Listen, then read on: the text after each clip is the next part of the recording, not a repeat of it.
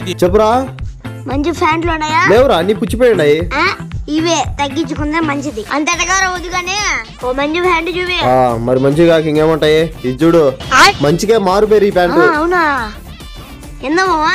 అందరికైతే 500, నీకు కాబట్టి 500కి తీసుకో. సరే బిల్లి. ఏమైందిరా? 500 కాదు 1000 రూపాయలు ఎందుకురా?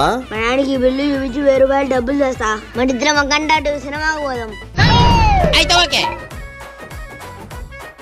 ఇద్దరా? ఇదో మామా. విన్నారా రే, మళ్ళీ సినిమా టైం అయితే. ఇందాకే తీసుకోమని నా ఫ్యాంట్ నచ్చలా. ఇదో బిల్లు, నా డబ్బులు నాకు ఇచ్చేయి. ఇదోరా పెద్ద ప్లానింగ్ రే.